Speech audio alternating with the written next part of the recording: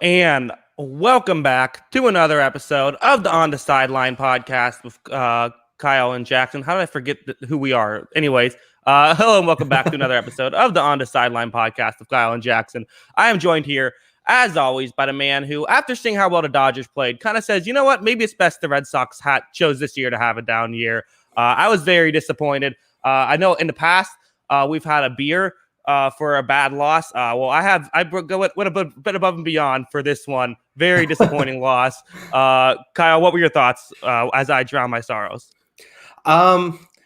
It was an interesting game. I guess we'll just start with the biggest conversation at the end of the night was the Blake Snell decision. Kevin Cash is getting a lot of heat for this, but at the same time, I kind of have to feel like while Snell was pitching well, I feel like they won the entire season. They've won the last 2 years by playing this sort of method where the second the starter gets trouble in that fifth, sixth inning, he's out of there. The bullpen's going to take over. And, you live with it sometimes and sometimes you die with it. I personally would have left Snell in. But it's a tough situation. But, I understand completely that Cash is making the decision that he's made every time that they have to make that kind of choice. Yeah, I think it's I don't know. I find it weird how we all sit here and we blame we nitpick every single decision, but at the end of the day, the players didn't play well. With the exception of Randy Arozarena and Snell, no one showed up in that game. We put in it's not like we put in just random people. Like put in Nick Anderson. He's been our best reliever, and he completely stunk in the playoffs. Fairbanks has been good in the playoffs, but he gave up a run. You can sit here and argue they should have left Snell in, but it was he was now in the third time through the lineup. He wasn't going to go that much more anyways. And at the end of the day, you got to score more than one run. When they have basically a bullpen game, you can't score one run with the first inning home run and expect to win the game. Honestly, as a Rays fan, there is something that's a bit like, it feels almost okay, just in the sense that the Dodgers were the better team, and the better team won. Yeah. And as much as I want to sit here and critique every decision we made and say, we just weren't as good as them, and they deserved the win. And I do feel like we beat ourselves and we didn't play our best baseball, but at the same time, they were the better team. Yeah, shocking news from the week or from the World Series is that paying 3 times the amount of your opponent helps you win a World Series. That was a huge advantage. Obviously, the thing was that Betts hadn't played well outside of game 1, he hadn't really played well that World Series. And then he's the biggest man at the end of the game. He makes some great plays there at the end, obviously the home run and that sharp grounder that, most people aren't going to home on or not scoring on. Betts is able to score because he's so electric. Like I said, Anderson and Fairbanks are the guys you've been relying on all year, and they weren't able to get it done. So if you lose with your best guys, it happens. I think the big thing is that I was actually listening to CC Sabathia talk about it, and because he was a starting pitcher, I tend to go with his feelings towards it. I think what he said was kind of true for Snell's perspective is why even bring him out the 6th inning if he's going to be yanked for one guy. I think that's probably where his frustration came in. And obviously, as he's walking off the mound, he's pissed off. Why even bring him out for that 6th inning for one guy for him to be taken out? At that point, I think you give him a couple batters before you start panicking. But at the same time, like I said, this is what they've been doing. And, even if Snell stays in, I think the Rays needed to score more than one run to win this game, and they weren't able to do that. So that was the biggest thing. Yeah, again, and that's my thing. It's like we always nitpick these decisions, like why are you leaving him in for one inning? How about why do we have first and second one out and not be able to score any runs on a pitcher that hasn't pitched well all season in the first inning? After the Arozarena home run, Randy Arozarena, let's give him some credit. He was one of the best playoff performances of all time. Unfortunately, on the losing team, he was our offense. And that's the thing. It's like you talk about the difference in payroll, but I kind of feel like. I just kind of feel like, we have the players just weren't hitting. We have Meadows wasn't hitting. We have Lau, he came alive. He had 3 hits in the World Series. They were all home runs, so I'm not really mad at him too much. But we had these, like Willie Adames takes a pitch right there. With 2, nothing drives me crazier than when you strike out looking to lose a World Series or to lose, at least you got to swing the bat. You can't take that pitch. Mm-hmm. He was a mess. All these guys who were supposed to be key pieces of our offense just didn't play well. I think we hit under 200 for the playoffs. Like, we weren't a World Series team this year. The Dodgers were. They deserved it.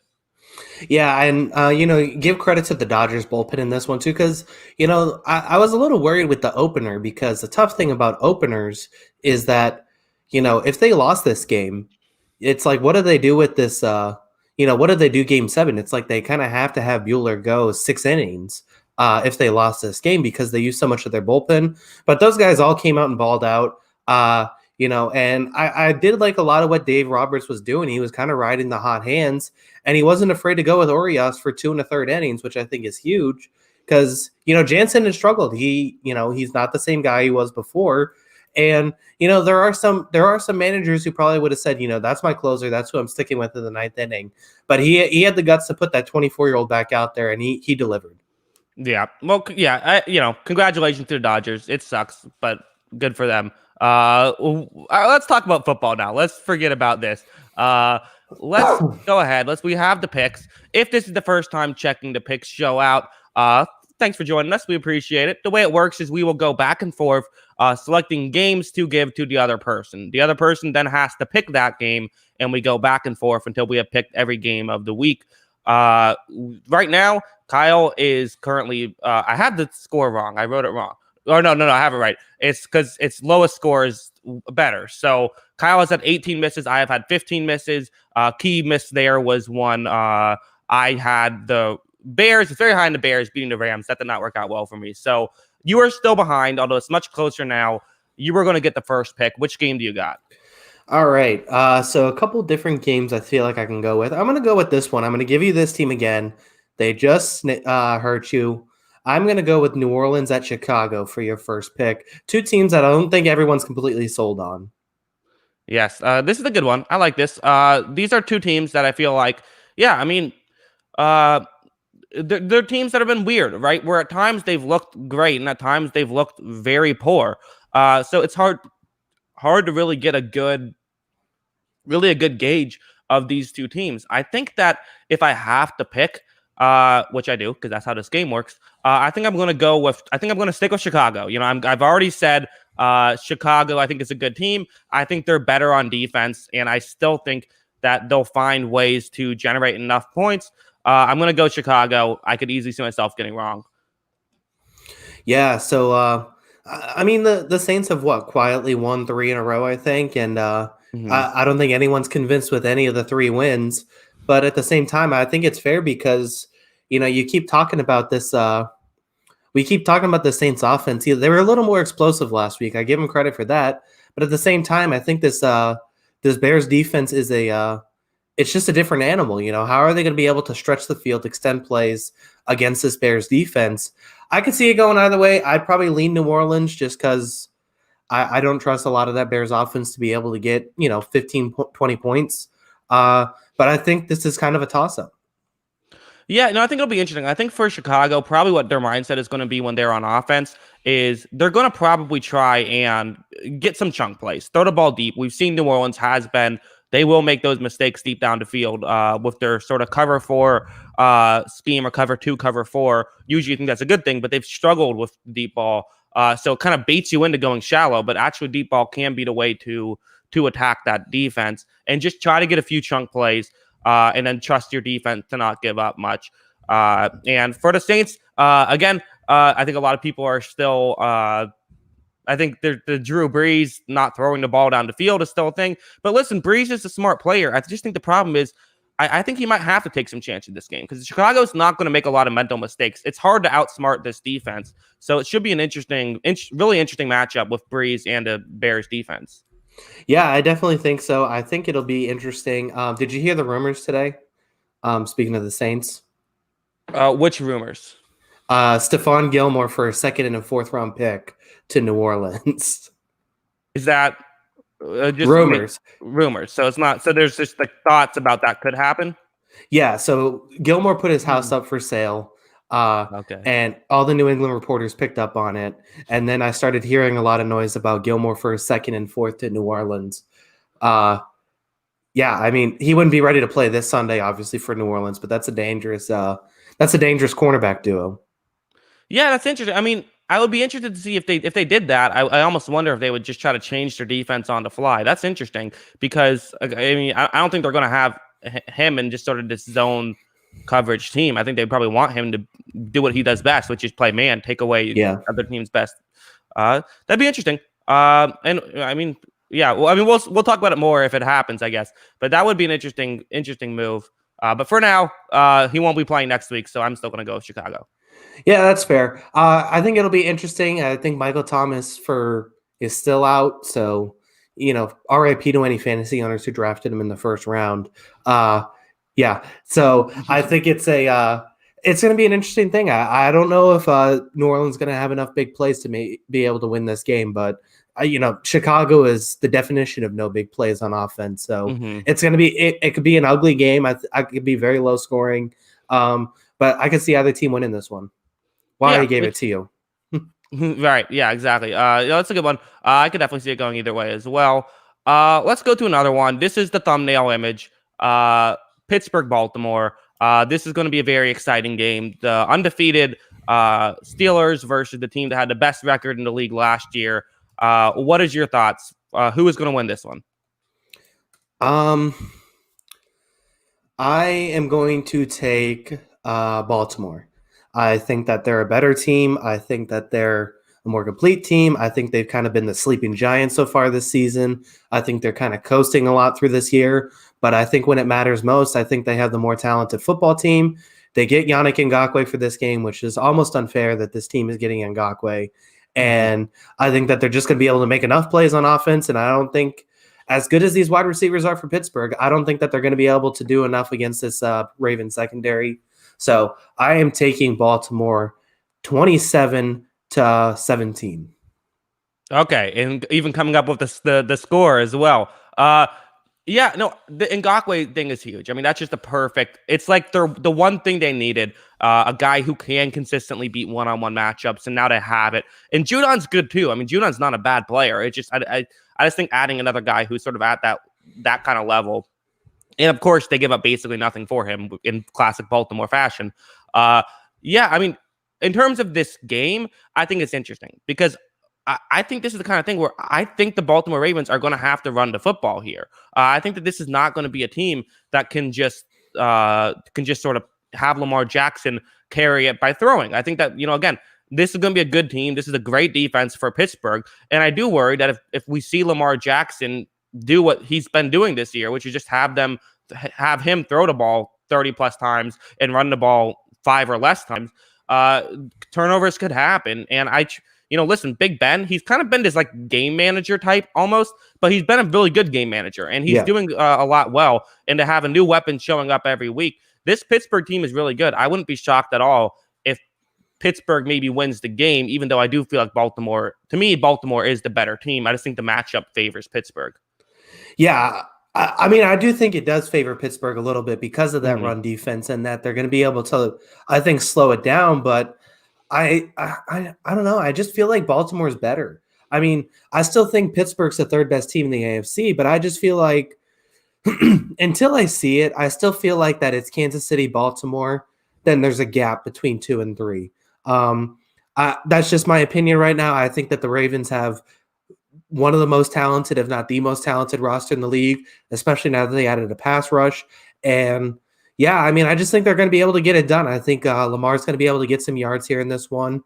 And I think they'll be able to beat him to the sidelines. And I think if there's one week where Devin Bush not being there is going to matter, I think it's going to be a game like this. So I am going to pick Baltimore. Yeah, that's a really good point. And I also think, like, again, I know they're 6-0. I'm not going to try to hate on the Steelers. I think the Steelers, I'm with you. I think they're a top 3 team in the AFC. But like, let's put in perspective a little bit with they beat the Giants. They beat the Broncos by 1 score. They beat the Broncos without Drew Lock by 1 score. They beat the Texans by 1 score. They beat the Eagles by 2 scores, but it was a close game back and forth. The last 2 weeks is when they've really sort of taken a next step and blew out Cleveland and didn't blow out Tennessee. They took a big lead in Tennessee and held on. So it'll be interesting to see if they can continue these last couple of weeks because they performed better at this point, and let's see if they can continue performing better. Huge. I mean, this is a huge game. This is going to really impact how a lot of the rest of the season goes. Yeah, it's a complete shame that this is the early game of the week. Hmm. Absolutely ridiculous, by the way, that this didn't get flexed to that Sunday night game. But yeah, I mean, I think I think if Ben Roethlisberger turns it over three times, then I don't think they have a shot. I just don't think that he can throw three interceptions and hang with this Baltimore team. I think that that's going to be a big part. Can he take care of the football? And yeah, I mean, it's going to be, can Baltimore get to the edge in that running game? Because we've seen Pittsburgh be able to shut down virtually every running team so far they played this year. But can they slow down this Baltimore team getting to the edge and getting in space? Yeah, well, another thing that'll be interesting too is what's going to get talked about a lot is going to be the Steelers defense versus the Ravens offense. But let's also talk about the Pittsburgh Steelers plethora of weapons going up against this really deep secondary, and this could be a very interesting matchup as well. Where who knows, maybe Baltimore can shut down this offense, or maybe they won't. Maybe Pittsburgh will be able to have their way. I could see either happening. It could be a very, very interesting game. Yeah, yeah, I definitely think so. I mean, that's kind of why I'm picking them, because I do think that the secondary is good enough to stop this wide receivers. But they could also go off. I mean, this wide receiver group has proved that they can score on almost anybody so far this season. But I just don't think they've played a team like Baltimore at the back in that secondary. Yeah, good stuff. All right, well, here we go. So your pick now. Who are you going to give me? All right, I am gonna go with I'm gonna go with divisional matchup. One team with their first loss of the season, one that's played pretty well this past 2 weeks, despite some getting guys healthy. I'm gonna go with San Francisco at Seattle. Okay. Yeah, this is an interesting one. Yeah, this was one I would have picked very quickly as well. I'm having it's tough because I want to see what 49ers team we're going to see. And let's just be honest, we've seen them struggle a bit. I can't imagine this 49ers team is going to have trouble putting up points against the Seahawks defense. And I can't imagine the 49ers defense making some plays against Seattle. They're not going to be able to stop Russell Wilson. They're not going to be able to stop these, but I think they can do an okay job. I'm going to go with San Francisco here, and I don't feel strong about it. This is a good pick by you, but I just think that I don't trust Seattle's defense at this point. And I know Russell Wilson's not going to throw with 3 interceptions every game, but could you see one mistake happen? Could you see one turnover? Could you see a sack or a 3 and out here and there? I just think I like San Francisco in this matchup. Yeah, no, I completely agree with that. Maybe one turnover changes this entire game. This game, I'm getting some real vibes of this game could end up. You remember that 49ers Saints game last year? That was one of the best games of the year, honestly, where Breeze and Garoppolo were going nuts. I feel like this could kind of be like that game. And yeah, I mean, I still like a lot of the pieces on that Seattle defense, and they did add Carlos Dunlap, but he probably won't play this Sunday, but that's going to help going forward. But I don't trust him to stop anybody right now until I see it, and I don't trust him to stop San Francisco. I think Kyle Shanahan's going to deliver a masterclass, so I think it's going to be a really tight game. I would probably lean Seattle just because it's Russell Wilson, and I don't like betting against Russell Wilson, especially at home. But I could see Jimmy Garoppolo going nuts and having a big day. And yeah, I mean, I think this 49ers offense is really good. They added Brandon Ayuk, which is almost just ridiculous that they got another guy like that. And he was really good last week. He's so dynamic. He's so fast. He's so agile. I think he could have a big game in this one. Yeah, I mean, and even going back to Seattle, it's like I just don't like their coverage. And even guys who are like Bobby Wagner, he hasn't been great in coverage this year. Like he's still just as much of a beast as he ever has been in the running game, but we have seen him not play as well in coverage this year. We've seen, and this is the team that, again, until I see their defense really step up, people can say about the Jamal Adams injury, and I think that does matter, but their defense wasn't great when they had Adams either. And they haven't banged up pretty much all season. But this is just they're in trouble right now. But again, it is worth mentioning, like they have Russell Wilson, they have DK Metcalf, they have Tyler Lockett. Like this is a team that has a chance to win any game, and I wouldn't be shocked at all to see Russ throw 5 touchdowns and just throw them his way into a victory. Yeah, no, I agree completely. I think that's going to be a big that's. I mean, Russ is the ultimate. Can change any game because he's so dominant. Plus, he has elite receiving talent. I think that makes a huge difference. I mean, Lockett's last week was just insane, and everyone was talking about DK Metcalf, and he's been good so far this season, and I feel like Lockett's almost going under the radar. Yeah, which is, I mean, he's been going under the radar for his whole career, I feel like. I Yeah. mean, he doesn't get talked about as a true number one receiver, but he is. Yeah, any final thoughts on this one? No, I think we covered just about everything. I think it'll be interesting. The San Francisco running situation, I think it'd be interesting. I know Seattle's actually halfway decent against the run. They're not as bad against the run as they are against the pass, but it's going to be interesting to see who's available at running back for San Francisco too. Yeah, but I don't think that'll matter. I think that, they'll be able to do play action and get guys open, get opening late. Like they're just going to run to keep the Seattle honest. I think we'll see a lot of play action passes, I think. Yeah. All right. No, well, I agree. All right. Now I'll give you a pick now. I like this one. This is a team I was very high on this offseason and a team you were very high on this offseason. How about the Raiders going up against the Browns? This is an interesting one. I mean, these are two teams trying to make a name for themselves. Yeah. I mean, I think that this is kind of a strength on weakness matchup for both sides because I don't think the Raiders' run defense is very good. They give up almost 4.6 yards to play, but I don't think the Browns' pass defense is very good. And the Raiders, Carr's been lights out this year for the most part. I'm going to lean Browns on this one. I am sticking with my convictions from this offseason, despite looking significantly below the two teams they're trying to catch in the AFC North. I still feel like this is a playoff team. I liked what I saw of Baker out of the last three quarters. I think the Browns get this one done. I think they're going to be able to run the ball almost at will against this Raiders defense. And, while the run defense hasn't been very good for the Raiders, the pass defense also hasn't been great as well. Mm-hmm. And I think Baker's going to be able to make some plays. I mean, it's a weird thing, but he plays better without Odell Beckham on the field. And it's going to be interesting to see how that progresses throughout the season. And I think I'm going to go with the Browns here. I still think they're a playoff team. They get this one done.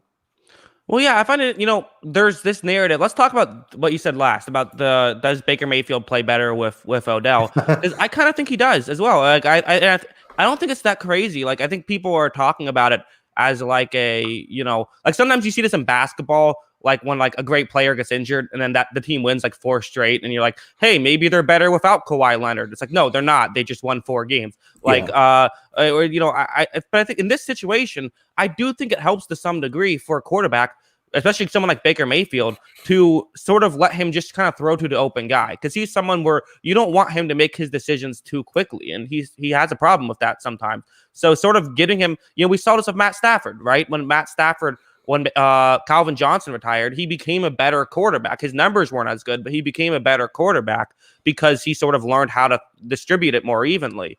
And so sometimes losing a guy like that can be a benefit.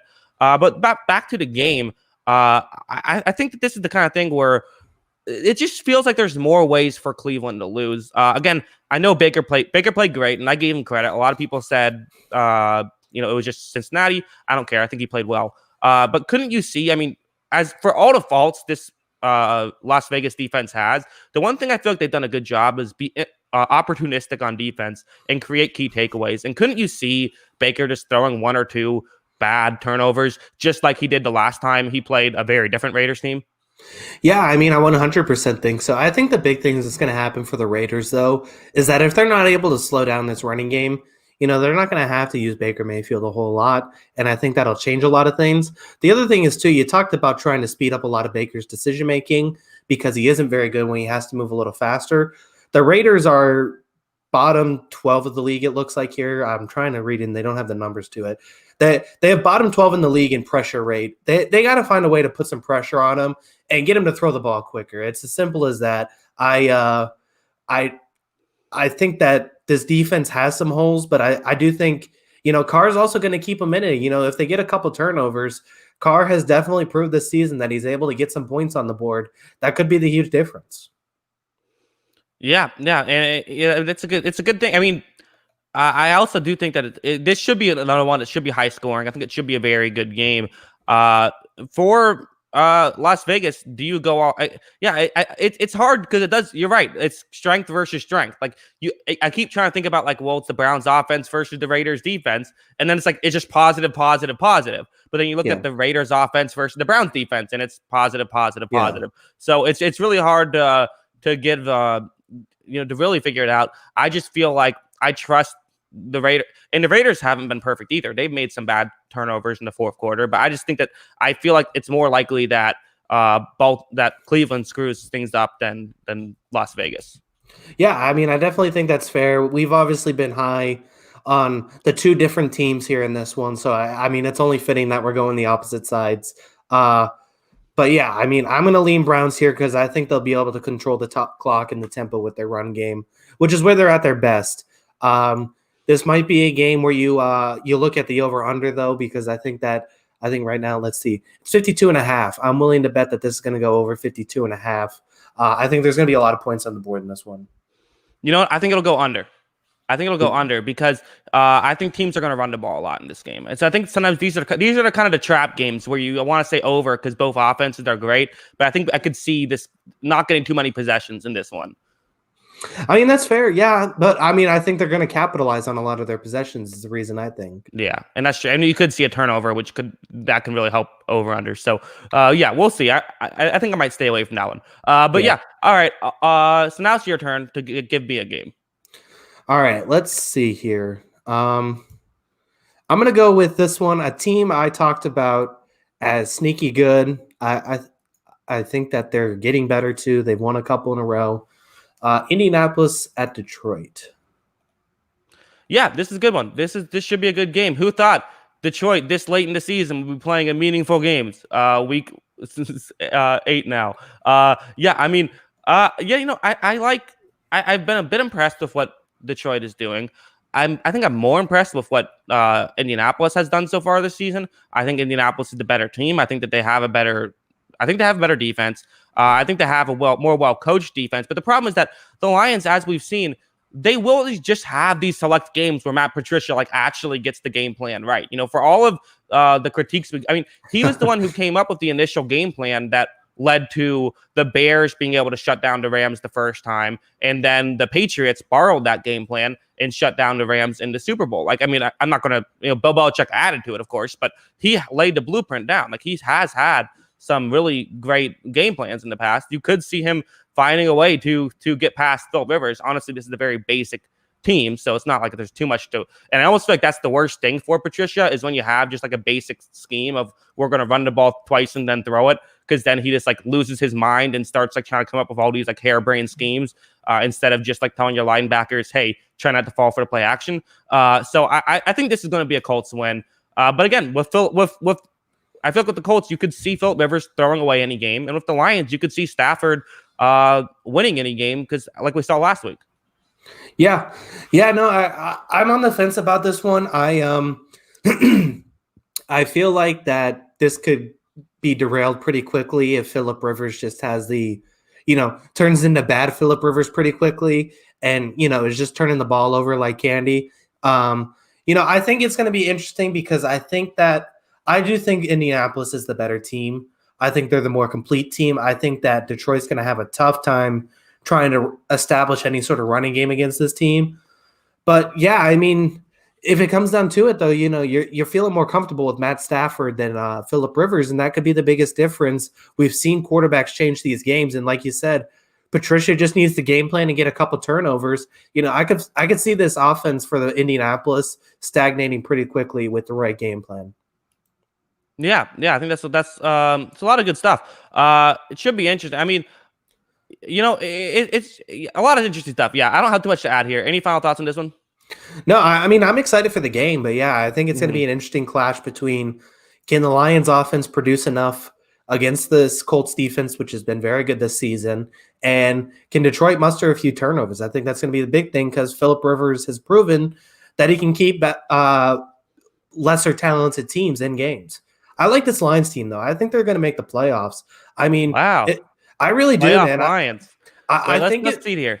Who do you think? So in the NFC, we have only one team is making it out of NFC East. So we have the Seahawks, the Packers, and we'll say the Seahawks, Packers, and Bucs all win their division. You have the Cardinals, Rams, Bears, and Saints. You think they're going to be able to find a way to beat two of those teams? Yeah. I mean, I think I do. Wow. I really do think that. I think this team's so talented, and I really think if they don't blow that Bears game, we're having completely different conversations about how good this team is. Yeah. Okay. Well, I mean, we'll see. Again, I've always liked the talent. I don't like the coaching, but hopefully I'm wrong. Also, everyone in the chat, just letting you know, if you want to get your comments on screen, remember to ask us about what we're talking about, not talk about white quarterbacks the whole time. That's how if you want to get your questions on screen, that's the way to do it. All right. So now it is my turn to give you a game. And I did not prepare for this as well as I should have. So it might take me a second to figure out exactly what I want. How about this? I'll continue giving you. No, I'm going to do this. How about the Chargers Broncos? These are a couple teams that maybe had high hopes, have not gone over too well.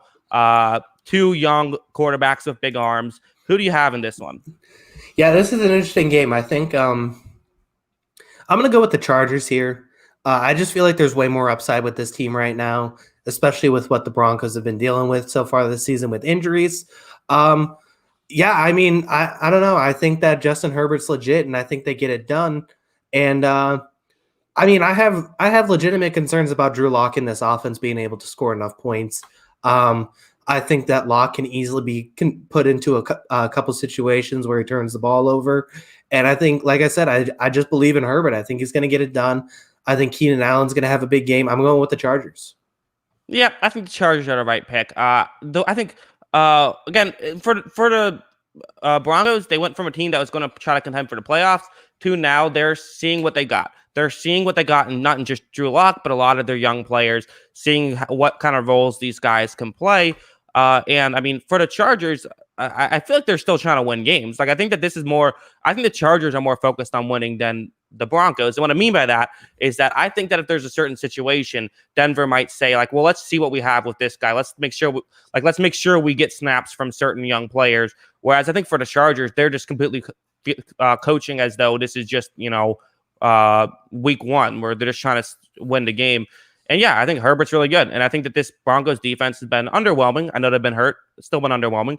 And their offense, Drew Lock hasn't been great. So I think this is a good pick. I could see a scenario, though, where Denver puts it together as they did against New England and picks up a win.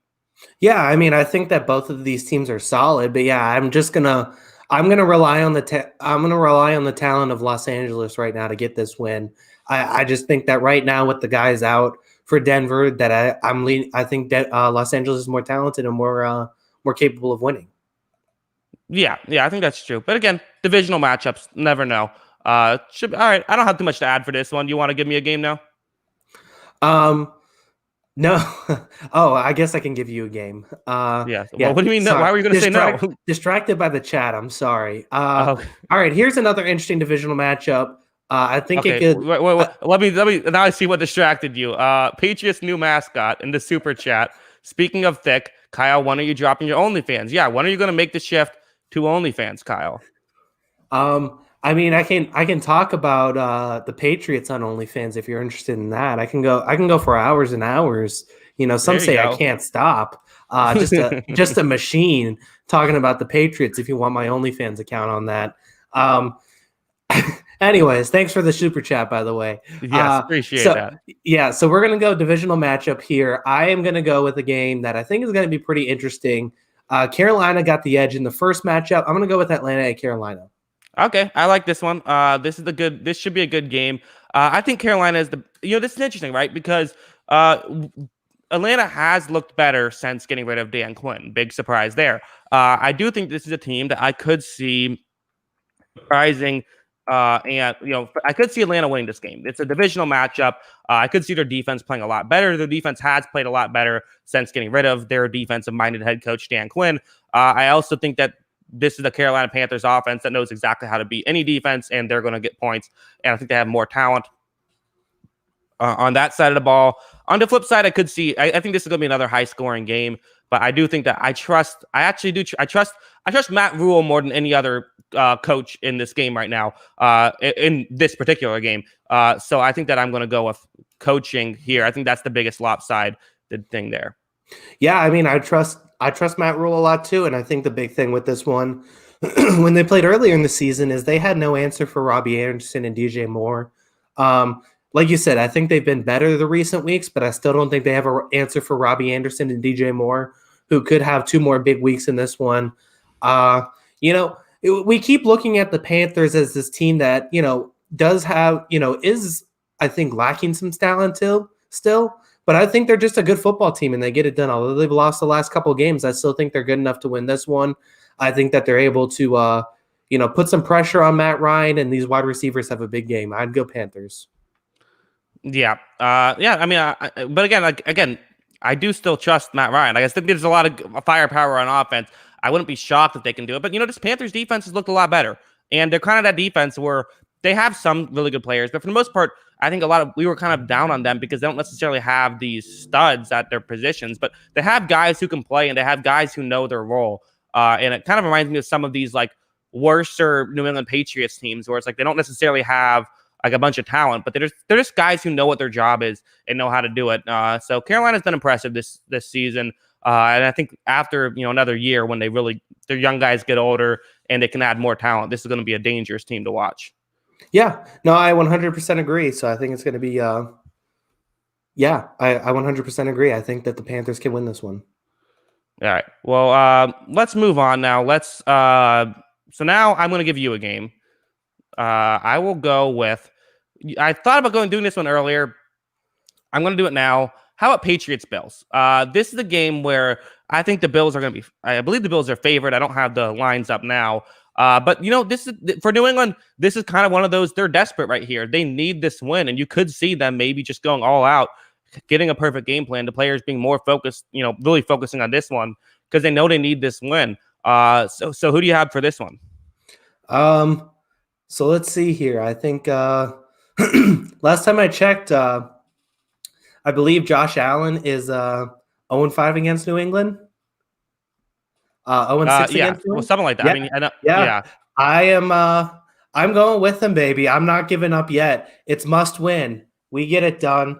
I think that there's been some disrespect thrown at Bill Belichick this week. I think he comes out and delivers a masterclass performance.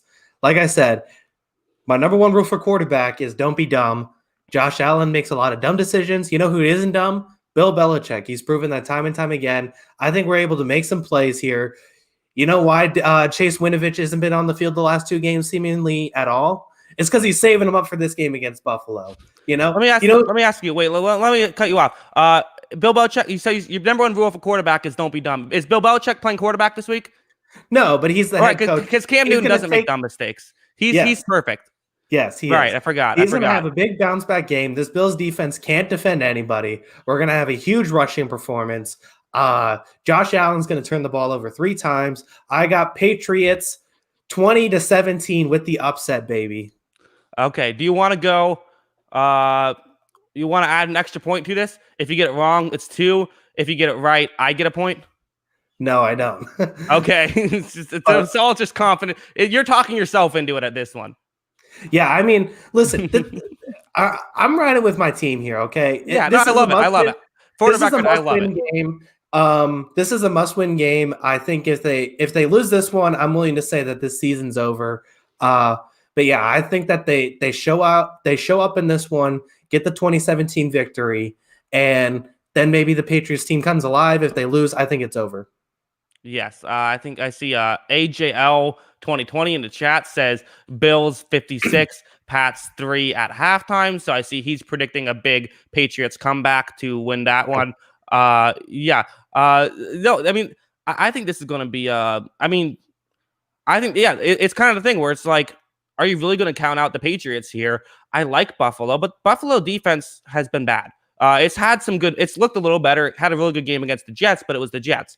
And you could definitely see New England finding a way to put up a lot of points against this Bills defense.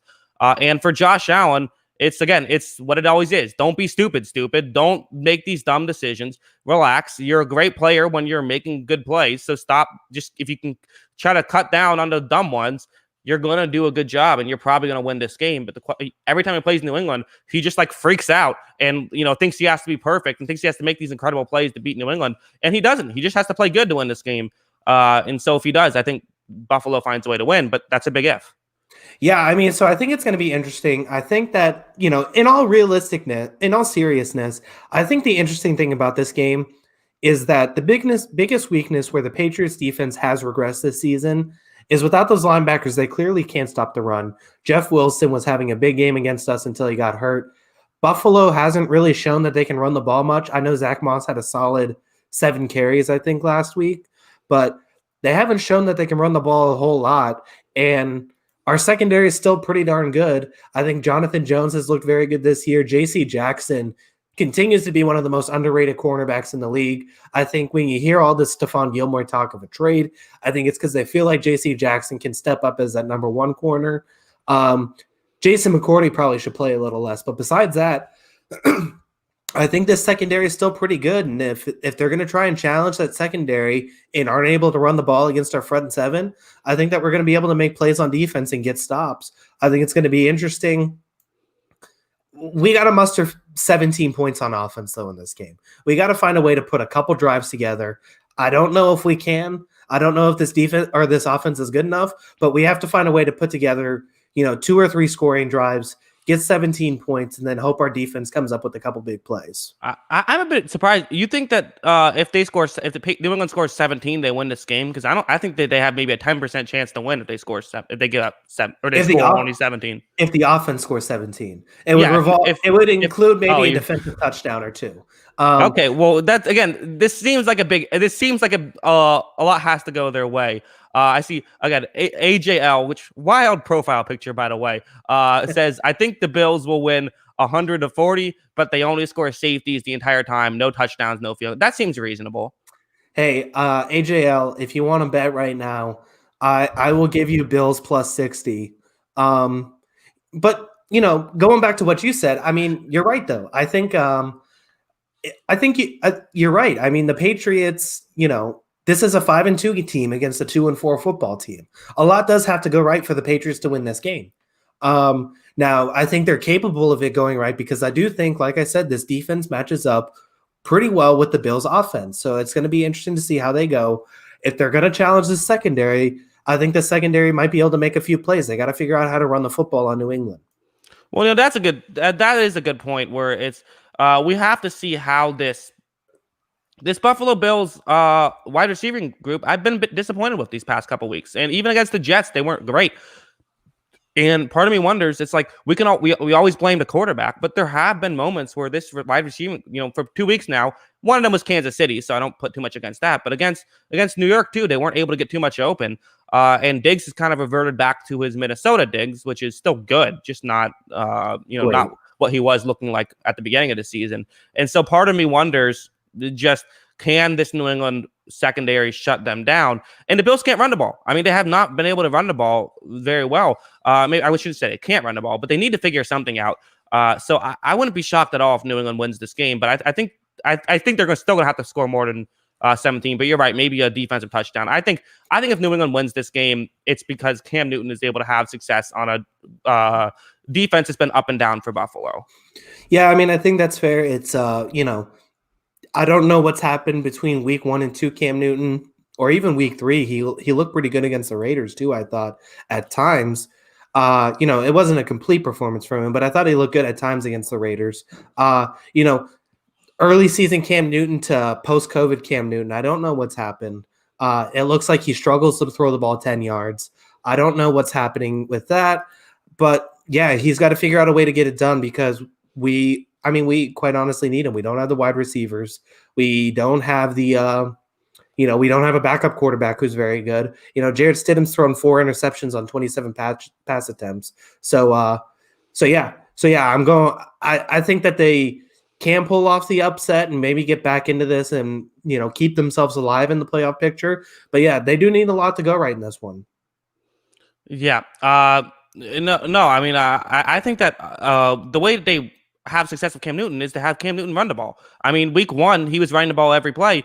Now he ran again, I'm not saying you have to have him run the ball, it was a rushing play or it was play action for 80% of snaps the first game. I'm not saying you have to do that, but you can't have him run the ball 3 times in the first 3 quarters and expect to win a game with this team. You just can't. So I think that's going to be a key way. Yep. Yeah, no, I agree. I think it's going to be an interesting game. I'm not counting New England out yet, but it's looking bleak. We'll see what happens. I think this is do or die for them, though. Yeah, I agree. let's move on now. How about you give me a game? All right, I'm gonna go with. All right, here's an interesting one.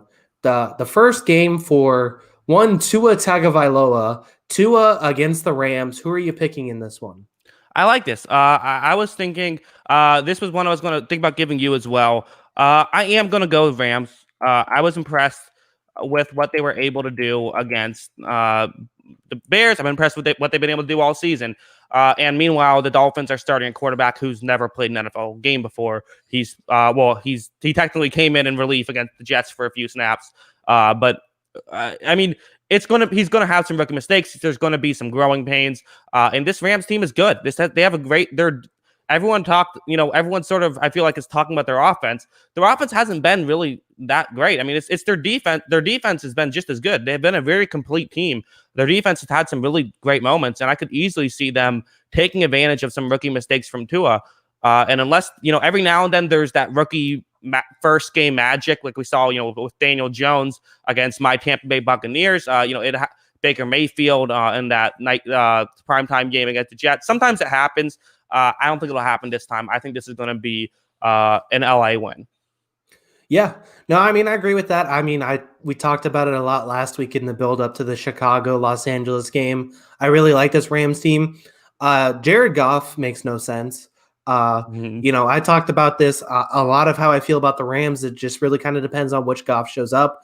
When he looks great, this Rams team is great. When he looks uncomfortable in the pocket, when he looks like he doesn't want to be out there, this Rams team looks very average and very beatable. I find it very interesting with this Goff situation too, is because, his worst two games where people were really concerned about him were typically when a guy looks uncomfortable, it's because, a great defensive line is bothering him. He looked really bad against the Giants and the 49ers. The 49ers have a beat up defensive line, and the Giants, their strength is in their secondary. Whereas against Washington and Chicago, who both have very good defensive lines, his numbers aren't going to blow you away in that Chicago game, but I thought he was very poised. I thought he made good plays. He made the right plays a lot of times. And I think it's interesting to see that, it doesn't seem like a good defensive line is what phases him. It seems like what a good secondary kind of phases him. And there's good players in the secondary for Miami. Maybe they can disrupt them a little bit. And, if they felt like that, Tua was ready to go based on practice performance and they felt like they can get more out of him than they do out of Fitzpatrick, then I'm interested in seeing what this offense looks like. I'm interested to see what Tua can do here. Yeah, a lot of good stuff there. Let's see, Sauce Boss in the chat. Good point. It's unfortunate for Tua that his first game will be if Aaron Donald in his face. Yeah, unfortunate for him. Not quite as unfortunate as it was for Alex Smith, I think, but definitely unfortunate for him. I also, it'll be interesting to see this Rams offense go to work against the Dolphins defense. This is, listen, I mean, you could sort of think back to, hey, Matt Patricia had success against this offense, again, in their Super Bowl year. Bill Belichick had great success, to quote Borat, in the Super Bowl. Now we have this time another Patriots prodigy. You have Brian Flores, who I believe was the play caller, if I'm remembering correctly, in that Super Bowl. Going up against this. So this is, he might be able to slow down this offense. Yeah, no, I agree. I think that they have good players in the secondary that can limit the Rams passing game. I think we're going to see a lot of Myles Gaskin in this one. I think we're going to see a lot of short passes to guys like Mike Gesicki, and it's just going to be can they limit this Rams offense and then make enough plays on the other side? Can they also contain Aaron Donald? I think is going to be a big thing. You got to keep Tua on his feet at his first start. I think it's going to be an interesting matchup. I'm not counting Miami out by any means. Yes. I also see AJL must have missed the beginning of the show. Jackson, were you mad that TB lost the World Series? Yeah, I was mad. I was not happy. All right, we'll move on now. Yeah, no. Oh, no, it was fine. Yeah, it was disappointing. All right, let's move on. Let's talk about all right, so now you give me a game. We have 5 left. Didn't I just give you that game? You did. I'm stupid. I give you a game. I don't feel confident. I feel like these are 5 games I feel pretty confident are going to go a certain way. Yes. I'm going to just give you a divisional matchup and hope that something weird happens. I'm going to give you Packers Vikings. The Packers are 99.9% chance going to win this game, and I still feel like that's the highest percent chance left on the board. I know you're going to pick the Packers. Give me the roadmap for how the Vikings could maybe find a way to steal it. Is question I know. Is Dalvin Cook back? I didn't see. I don't know either. I'm not sure. I'll try to look it up. All right. Well, I am picking the Packers because Minnesota's kind of in blow up mode here. This wasn't the divisional game I thought you were going to give me, but that's okay. Yeah, I mean, I think that the Packers are obviously the much better team here, and I think Minnesota is blowing it up, so that's going to be a big thing. As far as the roadmap for how Minnesota wins this one, Dalvin Cook said he's playing on Twitter. There we go.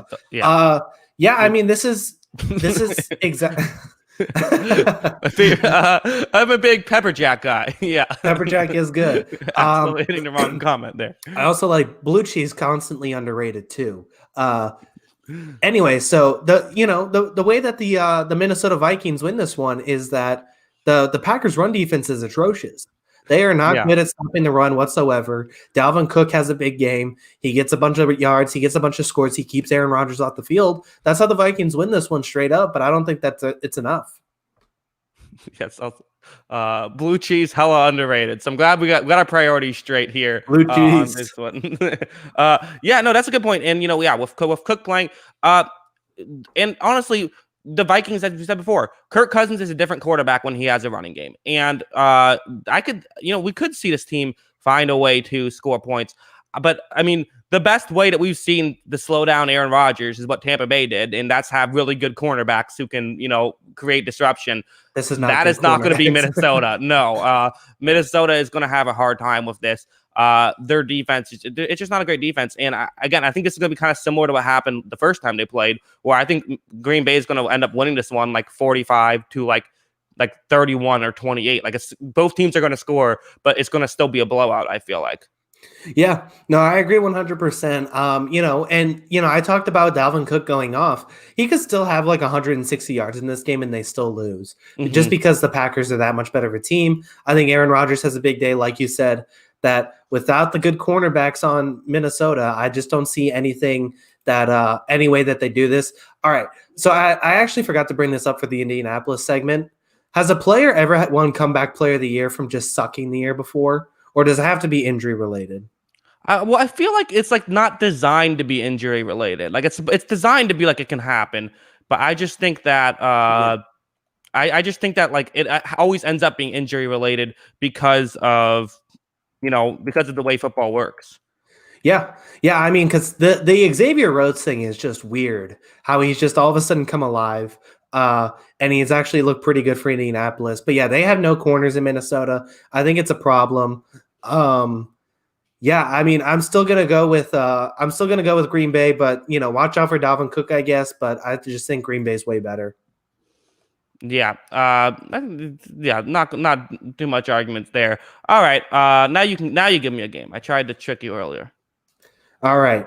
I guess I'll just go with it's the divisional matchup. It's the disgusting Sunday night game that nobody wants to watch. I want to watch. I love it. Cowboys at Eagles. Who you got? Yes, no, I love these games. I love sloppy football where neither team deserves to be in the playoff hunting, yet they both are. The Eagles are going to win this game, though. I actually don't think that this is going to be. No. I sort of have joked about how I want to see this. I don't think this is even going to be a close game. I think Philadelphia is going to win by a lot. I think that we're going to see Carson Wentz have a good line because this Cowboys defense is so bad, and I think that I don't trust this Cowboys offense to get anything going. And this line is just. Their offensive line, it's not the same offensive line that they've been putting out there for the past, it's changed every week. And so now we have a situation where a really good defensive line, that's probably the best thing about the Eagles, going up against an offensive line that hasn't been as good as we thought they would be going into the season. They don't have Dak Prescott, obviously. So unless it's just going to be their receivers against their Philadelphia's corners, which is a big advantage for Dallas, but I just don't think they'll have the time to get there consistently. I think this is going to be a Philadelphia win. Yeah, I mean, I think that the Cowboys losing their offensive line, I feel like, is more impactful than them losing Dak Prescott. but also not having Dak Prescott without your offensive line hurts a lot. I think that this is going to be it's a tough roadmap to see Dallas winning this. I think that they have been, even with I almost want to say even with the Jets, they've been the worst team in the league since Dak Prescott went out. They've looked really bad. They don't look competitive at all, and they're giving up points to teams like Washington. I don't see any roadmap for them to win this game. Yeah, no, it's not. I agree. That's why I, again, didn't pick it. And there's still 3 games left, but none of these ones are easy. I mean, yeah, unless, like, the only thing I can think of is if somehow Carson Wentz manages to throw 3 turnovers against this atrocious defense. And if that happens, put in Jalen Hurts. I'll say that. If the Eagles lose and Wentz doesn't score, like, that many points, put in Jalen Hurts and call it a day. If the Cowboys find a way to win this one, I give up trying to think about anything in this division. I'm just going to throw it in the trash after that. Yeah, I think I agree. Please let it happen. Just for the memes, let it happen. All right. Let's stop talking about these 2 teams. Like, please. Let's move on. Unless you had something else you wanted to say. No, I'm good. Okay, yeah. All right. I'll give you Titans Bengals. Again, this seems like an obvious one. The one thing I can think of is maybe you could see Cincinnati finding a way to stop the run. Tennessee is a team that has struggled to rush the passer, so that might actually be some advantage for Cincinnati. You could see Joe Burrow maybe being able to have a good day through the air with the extra time, and Joe Mixon being able to have a solid time. They're still going to have to put up probably at least 35 points to win this game. Maybe that won't even be enough. But I do think that this could be there is a chance Cincinnati wins, not a big one. Yeah, I think that's the thing. You're looking at weakness on weakness with the defensive line of Tennessee against the offensive line of Cincinnati. Tennessee only has 7 sacks on the year, so I guess that's the roadmap, is Burrow is able to finally get time for his first time in his career in the NFL, and so he has a just huge game. But I'm going with Tennessee. They're obviously the way better team here. Is this the game that Clowney comes alive, or are we just going to convince this defensive line stinks now? I mean, we've been waiting for Clowney to come alive for years now. Like, I mean, since he's been drafted, we've been waiting for him to come alive, really. Like, I think at the end of the day, Clowney's just a good run-stopping defensive end who probably should be a defensive end in a 3-4 system, and we're all keep waiting for him to turn into this elite edge rusher because he's tall and fast. Like, I think that he's just not that guy. Yeah. No, I mean, I think that's fair. I think that it's a tough thing. I don't know. We'll see. Yeah, I mean, I don't think it. I think it's a very low chance Cincinnati wins this game. I think they're going to be able, like you said, to put up points. I just don't think they're keeping up with Tennessee, especially with how bad their defense is. And they just got rid of Carlos Dunlap, who's unhappy. Yeah. See, Sauce Boss says Derrick Henry will break the rushing record for a single game. I mean, yeah. I mean, really, there's no doubt about it that Tennessee's going to have to get unlucky. They're going to have to throw a bad turnover. Something bad is going to have to happen for Cincinnati to win. But again, we're at the end of the show. There's not too much. Seems pretty likely that this could win, or this is going to be a Bengals loss. But you never know. Yeah. No, I mean it definitely seems unlucky. I just don't see it happening. I think Tennessee's good. They put up a really good second half after looking good in the first. So it was an impressive second half performance against Pittsburgh. They're obviously miles ahead of Cincinnati right now. Yeah, I agree. All right, so this is so now you get the pick. There's 2 games left. There's the Jets, Chiefs, and Giants, Bucs, both New York teams still on the board. Which one are you going to give me? Shockingly, I'm not going to give you the Jets here. I am going to give you your team. I'm giving you Tampa Bay against a frisky secondary here with James Bradbury. Maybe can get a couple plays. Can the Giants pull it off? Oh yeah, no. This is the ultimate. We're still the Buccaneers. We still play. Last I checked, we still play with the stadium that has a pirate chip in it. Like this is a team that finds ways. That's found ways to lose. Obviously, the difference has been this year. A big part of it has been Tom Brady. I mean, Bruce Arians has done a lot as well. But this is a game that you expect Tampa Bay to win. Obviously, I'm going to be picking Tampa Bay. James Bradbury has been playing at an all-pro level. He's been fantastic. But you got to like Tampa Bay in this game. I mean, this is a terrible offensive line for the Giants. and now you have one of the better defensive lines, not just in getting to the quarterback, but in just stopping the run. The Giants are not going to be able to run the ball this game. Granted, they can't run the ball in any game, but especially this game, they won't. I mean, if the Raiders can't run the ball against Tampa Bay, the Giants are not going to be able to run the ball. Like, no team can run the ball against this team. Now you have a team that is terrible at the running game. I just spent 4 minutes basically saying the same thing over and over again. But I just don't see how the Giants stand a chance here on the offensive side of the ball. I think the defense will be a bit frisky, but they're going to have to score on defense more than to give up points on defense to win this game. Yeah, I mean, there's not much. I mean, obviously, you could say, oh, Giants get a couple turnovers here. Like you said, Bradbury's been awesome. He's definitely the best player on this team. Maybe they get a couple interceptions. Maybe they find a way that way. But at the same time, this could be a game where they have like 12 carries for 18 yards for the game.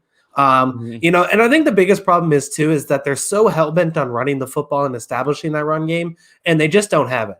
They don't have anybody that can consistently get yards on the ground. They don't have the offensive line to make holes for this running game. It's just a bad group right there with that offensive line and running back combo. I just don't see any way that the offense is able, even if they create some turnovers and the secondary looks good.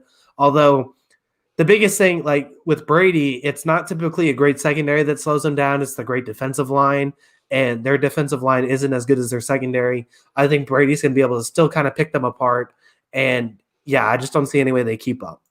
Yes, let's see. The great Papa Binos in the chat says Daniel Jones breaks 4 80-yard runs, but trips before he gets into the end zone, and then they don't score on all of them. Yeah, that seems logical. I just think that this is not going to be a good game for the Giants.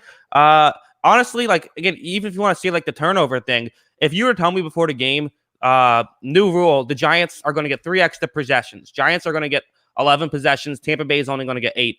Like, don't you kind of still have Tampa Bay winning the game? Yeah, definitely. I have zero faith in Daniel Jones, and I have, if I have zero faith in Daniel Jones, I have like negative 1,000 faith in Jason Garrett. Just an awful offensive coach. I can't stress enough how boring and how just anemic this offense looks. Jason Garrett needs to get fired. I don't care how long he's been there. He needs to get fired after this season. Well, and the worst thing about Jason Garrett is that he's boring. Like, as much as we talk about Matt Patricia, like, at least he's exciting with all the wild things he's doing on defense. 3-man rushes aren't exciting, but like the fact that he's doing something different is like unique. No worse sin than an offensive-minded coach who just runs the ball on every first and second down. Yeah. No, he has no creativity to him. I don't think there's any way. I don't think there's any way they do it. I mean, Tampa. I said it last week. I continue to say it. This is the most complete team in football. They're the best team. I think they're the team right now I'd pick to win the Super Bowl. I like Tampa Bay. They're looking really good. Very exciting. Crazy stuff in Tampa Bay. We'll move on now.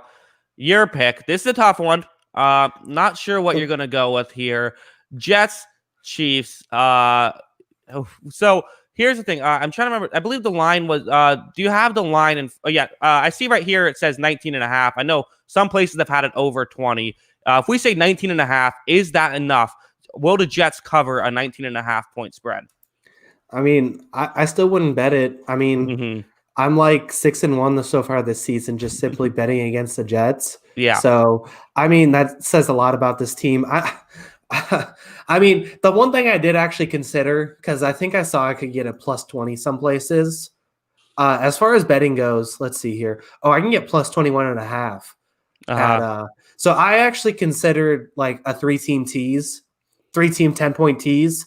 So I can get the Jets plus 31.5. Yeah, there you go. I mean, that's like college football line. So like if I can get plus 31.5, I might consider it, because then I could also bet like Tampa Bay down to like a pick'em, and I could also bet another game down to like a pick'em or a favorite. I mean, I don't see any situation where they win this one. They're too good. And the Jets are 0-16. They're 0-16. Yeah, I mean, this is going to be tough. I mean, I guess the one thing I'll say is like, let's just try to play it out. The problem with the Jets is that they haven't gotten any separation with their receivers. Well, now you're playing a good secondary. They're used to not getting guys open. They're not worried about the fact that now guys are going to be even less open. You can't get less than no separation. So they're going to be the same either way. And then we can see Sam Darnold go back to the best play in football, the quarterback scramble for the Jets, because every team is playing man coverage every play because that's the easiest thing to do. Pick up some chunk plays. And then maybe Patrick Mahomes will have money on the Jets and we'll throw a couple of pick sixes and New York can win. I mean, the only way the Jets win this game is if the Chiefs don't show up. Yeah, the 2-0 forfeit. If the Chiefs like Pop Warner team showed up in their place, maybe they have a chance. I mean, I'd still probably put the Chiefs Pop Warner -5. Yeah, it's a pick 'em, I think. Yeah, I mean, that's the only way the Jets win this football game. This is just an embarrassingly bad football team. They brought a new play caller in for last week, and it looked better in the first half. And then against a bad Bills defense, they ended up with 4 yards in the second half. I mean, 4 yards in the second half is not going to get it done. There's zero chance. I'm giving them -12% chance of winning this football game. Yeah.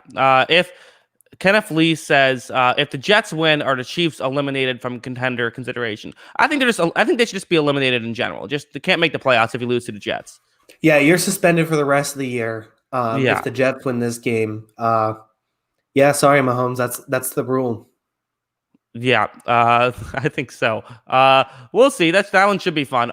If you're a fan of gambling, you gotta bet the Kansas City Chiefs. Just with the big line, you have to go with it. You can't resist going with a 21-point line and still betting on the Chiefs. Like I said, 3-point tees. Like I'm looking at it right here. So 19.5 points. You could do a 3-point, 10-point tease. You can get them. You can get Green Bay +4, and you can get New York +31.5. You can get Green Bay +4, and you can get Tampa +0.5 a point for a 10-point tease. That's right there. That's money. No, I mean, but the thing is that they can lose like 45-3. So yeah, I'm gonna say, do you really trust the Jets to feel like there's a very real chance that could go wrong? It should be fun. Should be a fun week. I think there's some big games, especially at the top. The show we talked about with I think Baltimore and Pittsburgh. That's the game of the week, I think. Yeah, no, I'm really excited for that game. I think there's some good games on the docket this week. San Francisco, Seattle, New Orleans, Chicago. I'm excited for those 3 games, especially. And Las Vegas, Cleveland. I think that this is definitely the Jackson and Kyle Bowl. We are the official Las Vegas Raiders podcast, but yes. I've been high on Cleveland this year, so it's going to be interesting to see them go back and forth. Yeah, should be a lot of fun stuff. Very much looking forward to it. All right, Kyle, before we go here, why don't you let them know where they can find all your great stuff about the Patriots? Yeah, GuyBostonSports.com. Once again, you can check out the Patriot Way podcast there. I had my dad on this last episode talking about how does it like to be a Patriots fan now compared to being a Patriots fan in the 90s when they were atrocious and they were the laughingstock of the league. So we talk a little bit. I have to say, nothing drives me crazier than the Patriots fans pretending like they were so terrible when they went to the Super Bowl in 95. Let's pump the brakes. The Patriots, the Patriots were legitimately the Cleveland Browns from 1990 to the beginning of time. Whenever they were into the league, I mean, they still made the Super Bowl in '85 too. So I guess there's that. Right. But yeah, besides that, I mean, we talk a little bit about the Patriots, what they can do, what their hope is, what are they going to do at the trade deadline, which everyone wants to talk about, plus how they can beat Buffalo, which, we also talk about here. That's GuyBostonSports.com for Patriot Way podcast. Yes. Joseph Mack says, does Kyle have an OnlyFans where he talks about more Patriot stuff? We're in the process, Joseph. He's going to work on it. We'll get the Kyle OnlyFans. I'm going to get the camcorder and I'm just going to do me in a robe. And it's just me sitting in a row, but then I just start talking football points. It seems like the people want this, so I'll give them what they want. There you go. That's good. Maybe if the Patriots make the playoffs, you have to do the OnlyFans, but only talking about Patriots. How about that? Yeah. Okay. I mean, if the Patriots make the playoffs this year, I'll probably jump into the Charles River or do something crazy. So there we go. There you go. OnlyFans if the Patriots make the playoffs. So we got it. But no nudity or anything. It's just Patriots talk, but on OnlyFans. All right. Yeah. Yes. All right. Thanks to everyone in the chat for watching live. Thanks for everyone watching after the fact. Always appreciate it. I've been posting a little bit less videos recently because of the baseball. I've been very busy just watching games, but that's what I do with my life. But now that it's over, I'll be posting a lot more. So be on the lookout for that. And until next time, have a good one. Peace.